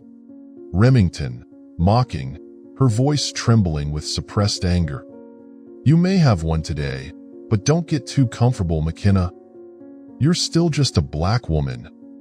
In this industry, people like you will always be seen as beneath us. Don't you ever forget that. McKenna took a deep, steadying breath, her resolve unwavering.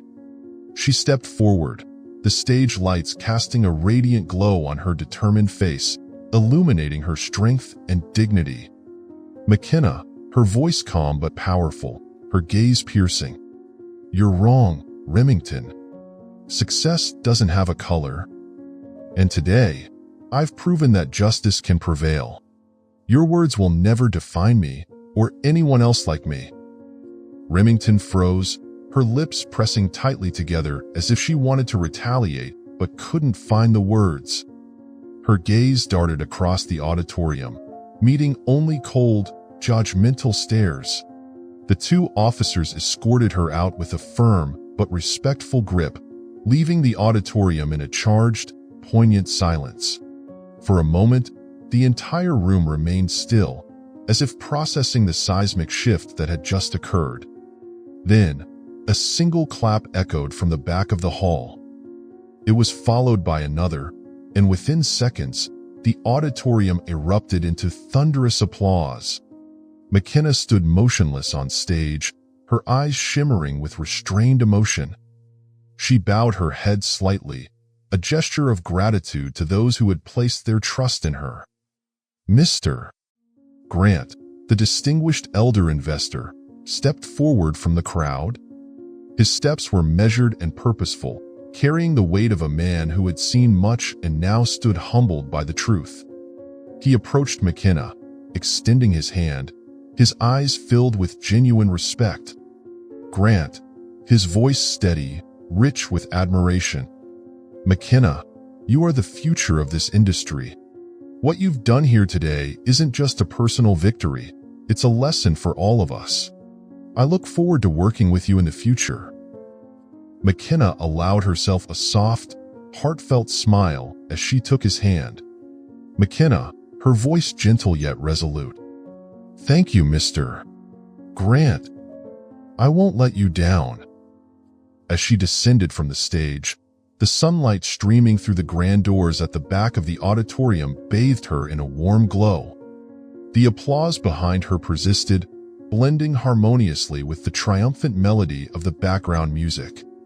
Outside, McKenna paused, drawing in a deep breath of crisp air. The weight that had pressed down on her for so long felt suddenly lifted, replaced by a profound sense of freedom and accomplishment. At the entrance, Chris and Chamberlain waited, their faces glowing with pride. Chris broke into a wide grin, clapping her lightly on the shoulder. Chris, playfully, but with unmistakable pride. You nailed it, McKenna. You've made us all so proud. Chamberlain stood nearby, his demeanor calm yet radiating quiet satisfaction. His eyes held a depth of pride that only someone who had believed in her from the beginning could carry. Chamberlain, his tone deep, steady, but warm. I told you, McKenna. When you choose to face your fears, you can achieve anything. But remember, this is only the beginning. You have a long road ahead, and I know you'll achieve even greater things. McKenna stepped closer to him, her eyes glistening with gratitude. Every emotion she had kept buried seemed to rise to the surface. McKenna, her voice soft, trembling with emotion. Chamberlain, I don't know where I'd be without you. You believed in me when no one else did. You saw something in me, even when I doubted myself. She bowed her head slightly in a gesture of profound respect and appreciation. "McKenna," her voice growing steadier, "I know this is just the start. But because of you, I've been able to overcome the hardest parts. Thank you, not just for your support, but for showing me my own worth." Chamberlain smiled gently, placing a firm hand on her shoulder. Chamberlain, his voice rich with meaning. "McKenna, you owe me nothing. What you've achieved today is because of your resilience and your courage.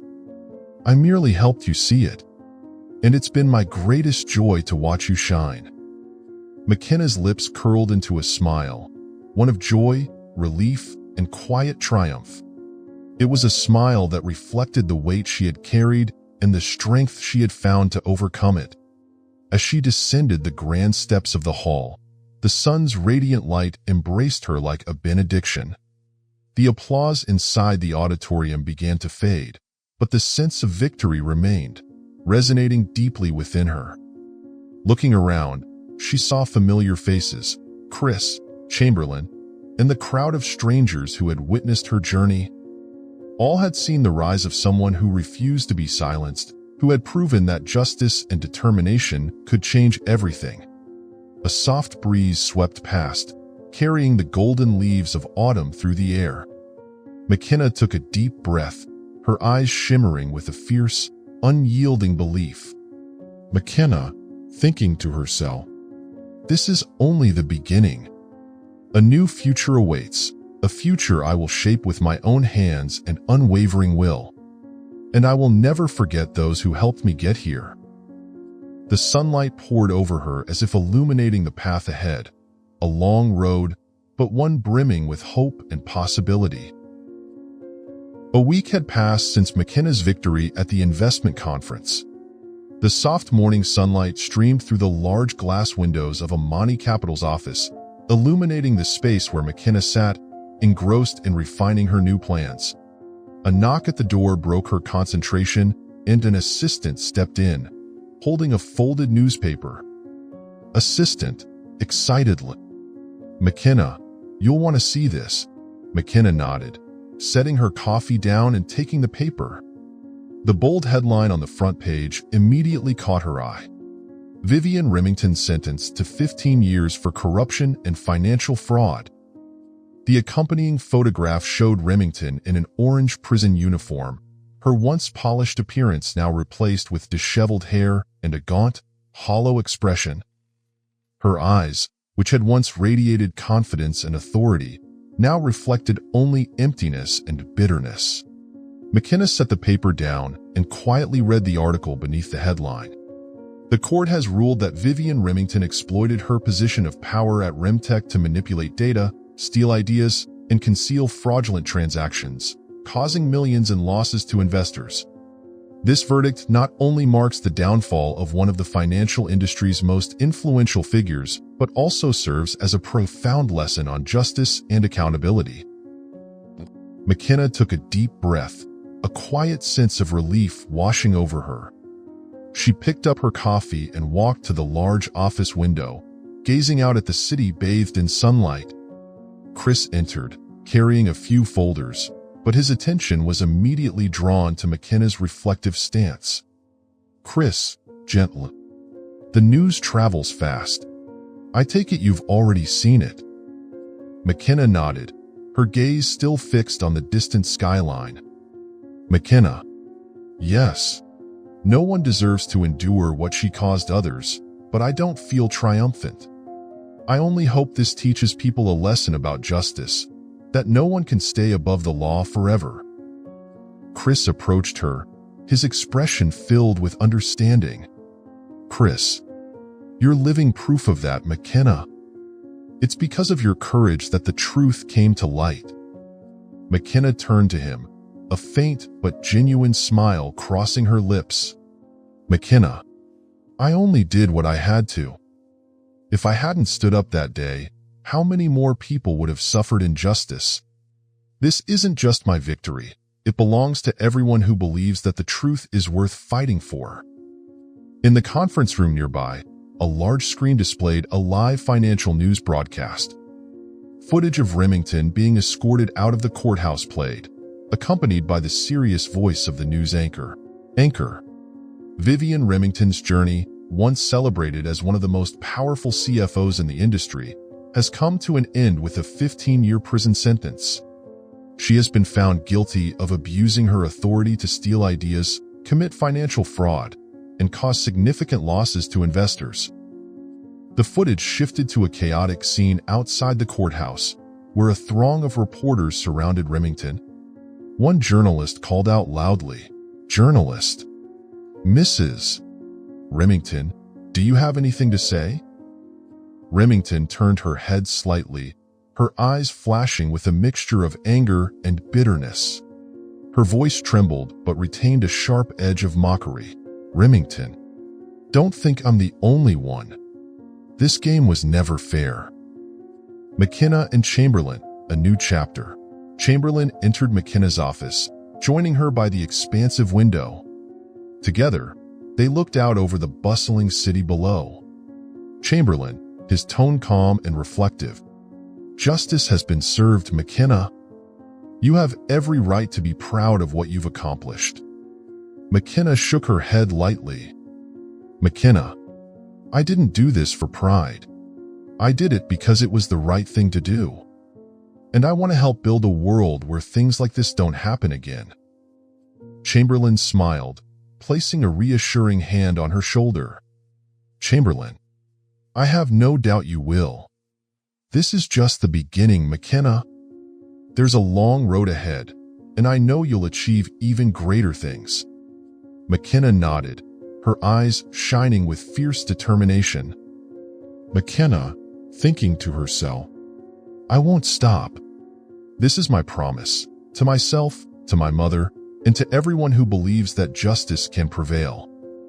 The morning light poured through the window, casting a warm glow across the room, as if signaling the start of a new, promising chapter. 5 years later, morning sunlight streamed through the expansive glass facade of the towering financial building, where Amani Capital stood proudly at the heart of the bustling city. The gleaming letters of Amani Capital affixed to the exterior shimmered in the daylight, a symbol of resilience and the unyielding pursuit of justice that the company represented. Inside, the office exuded a minimalist yet inspiring design. Walls were adorned with growth charts showcasing the consistent success of investment projects, interspersed with abstract art pieces and engraved slogans that embodied McKenna's guiding philosophy. "Success has no color, only effort."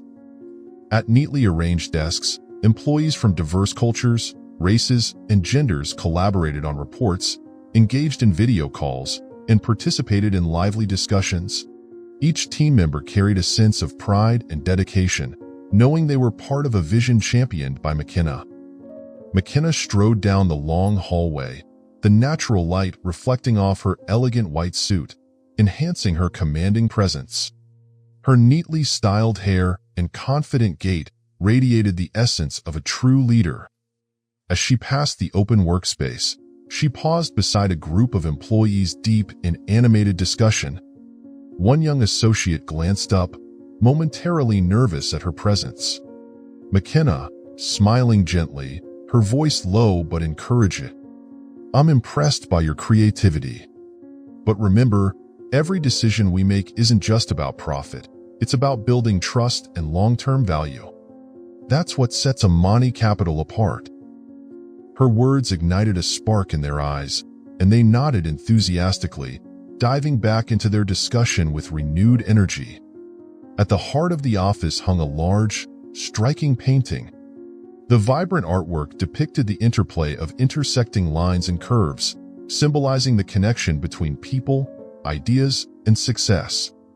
Nearby, a large screen displayed ongoing projects, with graphs and charts reflecting Amani Capital's meteoric growth. Positive headlines scrolled across the screen, praising the company's sustainable approach and McKenna's human-centric vision. McKenna continued her walk toward her corner office, where the floor-to-ceiling windows revealed a panoramic view of the city. She paused for a moment, her gaze sweeping over the radiant skyline. I've reached this point not just for myself, but for those who believe in justice and relentless effort. This is only the beginning." McKenna gently straightened the invitation card resting neatly on her desk. The gold-embossed lettering glimmered under the office lights. A celebration of gratitude, honoring those who shaped the journey. Her gaze softened as memories flooded her mind, of the people who had walked with her, the challenges she had overcome, and the moments when rising seemed impossible. Lifting the phone, her voice was calm yet rich with emotion. "McKenna, ensure every guest feels genuinely welcomed. This event is not just a celebration. It's a chance to reflect on our journey and remind ourselves why we began." She set the phone down, stood, and her eyes brightened with a mix of anticipation and pride. This celebration wasn't just a milestone in her journey. It was an opportunity to express heartfelt gratitude to those who had shaped the story of today. And with that, McKenna left her office, preparing for an evening where the light of gratitude would illuminate every corner of the grand hall. The grand ballroom was adorned with elegant touches of warm gold and vibrant green, symbolizing hope and growth. Gentle lighting reflected off cascading ribbons and wreaths artfully arranged around the main stage. At the heart of the stage, the name, Amani Capital, shone brightly beneath the tagline, "Where dreams begin." Hundreds of attendees filled the room, from distinguished investors to young employees. The air buzzed with lively chatter, a symphony of excitement and camaraderie. But as the lights dimmed and the stage lights brightened, a hush fell over the crowd, charged with anticipation. McKenna stepped out from behind the curtains, dressed in a flowing aquamarine gown that exuded grace and confidence. The entire room rose to its feet, applause swelling like a crescendo of a triumphant symphony. Standing before the microphone, bathed in a gentle glow, McKenna inhaled deeply. Her hands trembled slightly as they brushed the edge of the podium, but her eyes shone with a mixture of steadfast determination and heartfelt emotion as she gazed at the audience. In the front row, her mother, Alma, her unwavering source of strength, sat, her eyes sparkling with uncontainable pride. McKenna began, her voice steady yet tinged with raw emotion. "McKenna, 5 years ago, I stood at a crossroads where I thought I had lost everything. I was fired, my reputation shattered, and my faith in myself shaken. I faced moments of darkness where I didn't know how to move forward or if I had the strength to rise again. But in that darkness, I found light, a light guided by love, faith in God, and the unwavering support of one person." She paused, drawing a deep breath, her eyes glistening as they rested on her mother. Her voice faltered slightly, but her gaze remained steadfast. "McKenna, that person is my mother, Alma. She is not just the woman who raised me, but the one who prayed for me when I didn't have the strength to pray for myself. She taught me that in our hardest moments, we must never let go of faith, because God always has a plan for us." Her hands gripped the podium as she continued, her voice gaining strength. "McKenna, tonight, I want to invite the woman who showed me that patience and perseverance can overcome any obstacle to join me on this stage. My mother, Alma."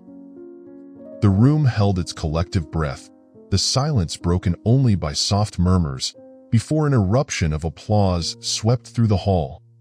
All eyes turned to Alma, who slowly rose from her seat. Alma, looking radiant and healthy after years of struggle, wore a simple yet elegant cream dress.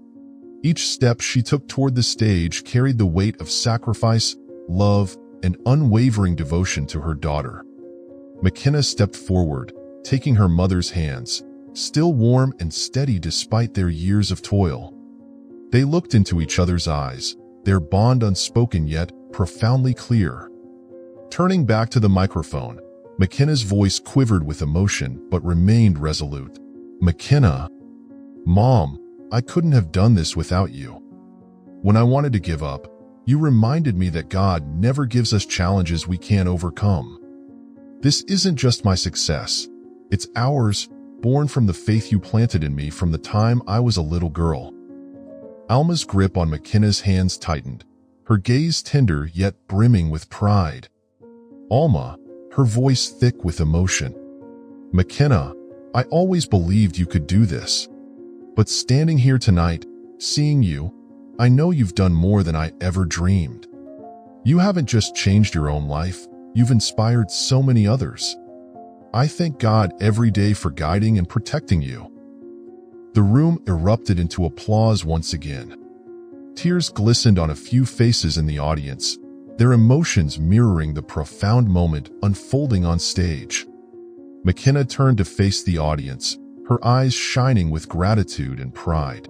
"McKenna, in the past 5 years, I've learned that the path to success is never straight. It's filled with obstacles. But every time I wanted to fall, I held on to the words my mother once told me. 'McKenna, you were born to do great things.' And those words propelled me forward. I once thought I was just one small person in a vast world. But I've come to realize that when we place our faith in God and dedicate ourselves to relentless effort, we can achieve the impossible. Success has no color, no limits, only the determination and work we put into it." She turned to her mother, then swept her gaze across the room. "McKenna, Mom, I'm grateful for you. And I'm grateful for everyone who has believed in and walked this journey with me. Tonight, as I stand here, I represent not just myself, but everyone who has had their dreams crushed yet chose to rise and fight for the truth." Her voice softened, filled with reverence. "McKenna, but my journey wasn't mine alone. There is one more person I must thank. Someone who saw potential in me when I couldn't see it myself. Someone who opened the door to a future I never dared to imagine. That person isn't just an angel investor, but a mentor, a teacher, and above all, a friend. He taught me that the truth will always find its way to the light, and that I could do anything if I had the courage to face it." McKenna turned toward Chamberlain, her eyes glistening with deep gratitude. "McKenna," her voice trembling yet firm. "Mr. Chamberlain, thank you. Thank you for believing in me, for giving me a chance, and for reminding me that nothing is impossible when we put our trust in God and ourselves." Chamberlain stood, bowing his head slightly as the crowd erupted into applause once more. McKenna invited him to join her on stage, and as they stood together, she said softly, "McKenna, if not for you, I wouldn't be here today. This isn't just my story, it's a testament to everyone who believed in me. You taught me that leadership isn't about oneself, but about lifting others." Chamberlain smiled, placing a steady hand on McKenna's shoulder. His voice carried warmth and quiet strength. "Chamberlain, McKenna, I merely showed you the door. You chose to walk through it. Your success is a testament to your courage and perseverance. But as I've always said, this is just the beginning. There's a long road ahead." McKenna smiled, her eyes reflecting determination. "McKenna, I will continue, not just for myself, but for everyone who has placed their faith in me. Thank you, and thank you to everyone here tonight." The hall rose to its feet, a thunderous ovation filling the air. Standing on stage between her mother and Chamberlain, McKenna symbolized love, mentorship, and triumph over adversity. After the ceremony, McKenna stepped off the stage and walked down the grand hallway, where a large wall bore the engraved motto, "Success has no color, only effort." As she approached the exit of the hall, a young African woman stepped forward, her eyes shining with gratitude. Young woman, her voice trembling, yet filled with emotion. "Ms. McKenna, your story has changed my life. Because of you, I now know I can achieve more than I ever thought possible." McKenna paused, a gentle smile gracing her lips. She placed a reassuring hand on the young woman's shoulder, her gaze soft yet brimming with encouragement. "McKenna, If I could do it, so can you. Never stop trying. You'll face challenges, but remember, faith and effort will take you wherever you want to go. The young woman nodded, tears glistening in her eyes, but they sparkled with determination. Closing scene, the light of hope. McKenna stepped outside the hall into the brilliance of the late afternoon sun. The golden light bathed the city, casting a warm glow over everything it touched. She paused at the top of the grand staircase, taking a deep breath as a gentle breeze brushed past, carrying with it the sense of a new beginning. Her gaze lifted toward the far horizon, where towering skyscrapers gleamed in the sunlight. In her mind, her mother's familiar words echoed softly. "You can do this. Just don't give up." A quiet smile spread across McKenna's face. With a heart full of confidence and hope, she descended the steps, knowing that her journey had only just begun.